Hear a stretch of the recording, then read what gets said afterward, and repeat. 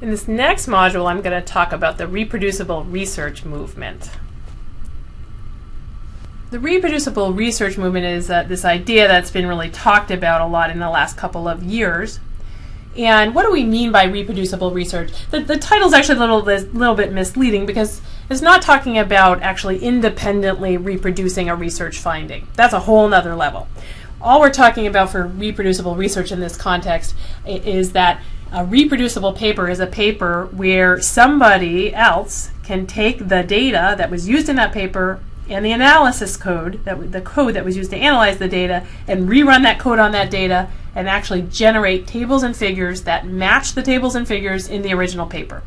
And you might think that that sounds like a pretty low bar, that's a pretty trivial thing, right? Shouldn't, if it's a table and a figure in a published paper, shouldn't it be fairly easy to replicate it with the same code and the same data?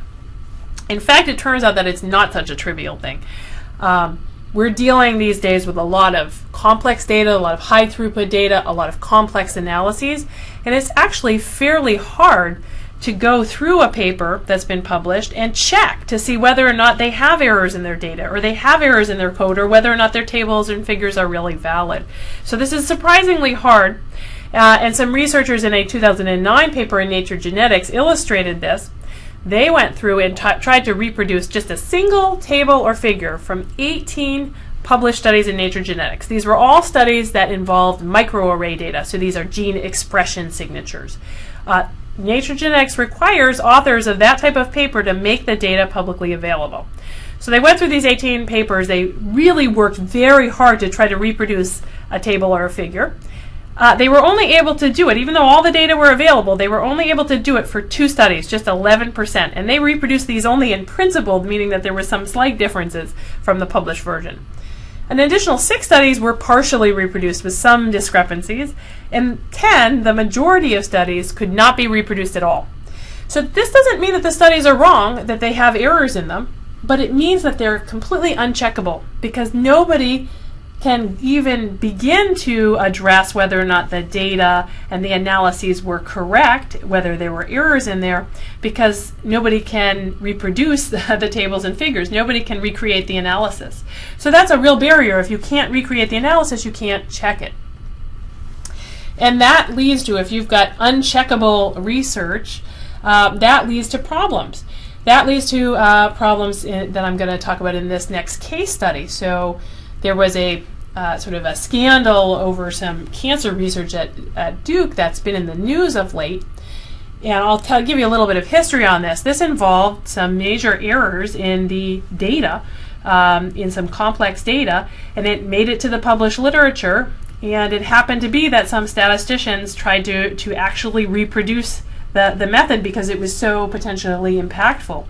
So basically, some researchers at Duke published a series of papers starting in 2006 that introduced a new method for predicting patient response to cancer drugs, and it used publicly available data. So this was great because this is data that anybody could access to potentially use this method to find better drugs for cancer patients. And it was complex data, high throughput microarray gene signature data. The finding was so impactful that it was named one of the top 6 genetic stories of 2006 by Discover magazine. However, as I mentioned, some biostatisticians, Keith Baggerly and Kevin Coombs at MD Anderson Cancer Center, actually went to try to replicate their results. And the reason they did is because some oncologists, some cancer doctors at their institution came to them and said, wow, this is so important. We really want to replicate and be able to use this method ourselves. So they tried to replicate it. And they tried very hard to replicate it. It turns out that it was completely irreproducible, so the method actually didn't work. What Baggerly and Coombs uncovered when they really did some sleuthing in the data and in the analysis, is they found all sorts of bookkeeping errors. So again, these were publicly available data, so they were able to take the same data that the Duke researchers used and try to recreate their analyses. They found that there were some really simple but very problematic problems in the data. So there had been some off by 1 errors introduced, and these were probably introduced in Excel. or a similar database program where you delete a part of a column or a part of a row and it shifts over a set of observations but not all of them. So basically all of the observations get mixed up. Well, that's huge because that now means that your data doesn't mean anything. So that's a huge mistake in your data, but very easy to introduce in Excel. They also found that some of the labels of the drug-sensitive versus drug-resistant cells had been completely reversed. This is a major problem because remember, we're trying to predict who's going to be sensitive to drugs and who's going to be resistant to them. So if you predict the exact opposite, you're going to give everybody the exactly wrong drug for them. So these were major errors. Baggerly and Coombs went on to write a letter to the editor of Nature Medicine, where the first where the first publication on this had been published by the Duke authors. That letter to the editor was published, but then it was that was it. Well, the researchers at Duke kept publishing more on this method. Baggerly and Coombs now were kind of invested into continuing to sleuth these papers, and they found errors in a number of other papers. When they corrected these errors, the method just no longer worked. It was a completely irreproducible approach. So in other words, their approach did not work if you analyzed the data correctly. And Baggerly and Coombs tried to bring up these criticisms and try to get people to listen to them. It turned out that it took them a while to get anybody to pay attention. In the meantime, the Duke researchers actually started using the approach to treat cancer patients in clinical trials. So this is really where it turned bad, because now they're actually treating patients based on something that doesn't work. So Baggerly and Coombs tried to get somebody to listen to them. They finally got a paper published on the whole subject in the Annals of Applied Statistics. That's Bradley Efron's journal. I interviewed him last week, and that got some people interested. But still, it was hard to get people to pay attention. What finally kind of broke up in the story was that somebody identified that there had been a fraud, that the main researcher at Duke who had been responsible for these papers had lied on his CV about being a Rhodes Scholar. And that, if you talk about errors in the data, people's eyes glaze over, but you talk about somebody falsifying their CV, that got everybody paying attention. So the officials sort of finally took heed, shut down the trials at Duke. The Duke researcher ended up resigning, and now there's been 10 papers retracted and another 8 corrected in the medical literature due to this. So this really uncovered a whole just set of errors in the literature, probably some fraud as well. But it took Baggerly and Coombs about 1,500 hours to do this sleuthing. So clearly, this is not going to occur in most cases. These kinds of errors are going to go undetected unless we have research out there that is at least checkable. So that's why it's so important that you're able to even check the research to verify that there's no errors in the data and the analysis of this type.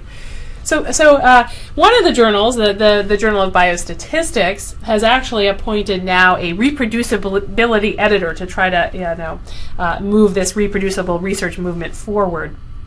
So for that journal, authors may actually request a reproducibility review. So that editor will actually rerun the code on the data to make sure that he can reproduce all of the paper's tables and figures. And if he can, the paper gets a little flag with an R on it. It gets also a D because the data are available, and C that the code are available. So journals are trying to make some attempts to implement this.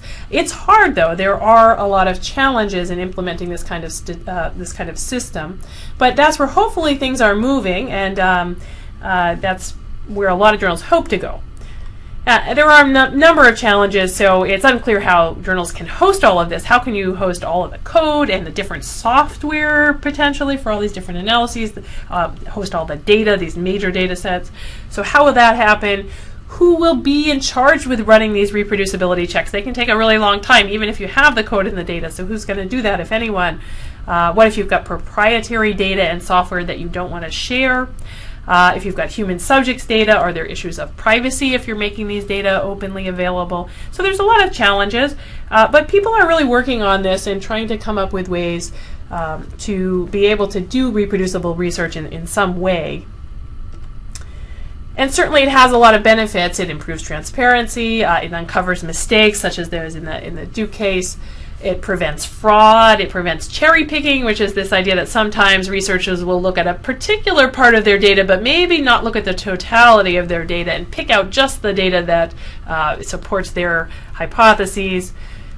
Reproducible research, of course, makes replication easier. That is independent replication, where an independent group can then go on and replicate those results. If you know exactly how they analyze their data and how the method works, that makes that easier. It makes collaboration easier. In general, it makes science progress faster. So there's really a lot of good reasons to try to support this idea of reproducible research, and you probably will see a lot more of it in the future. The preceding program is copyrighted by the Board of Trustees of the Leland Stanford Junior University. Please visit us at med.stanford.edu.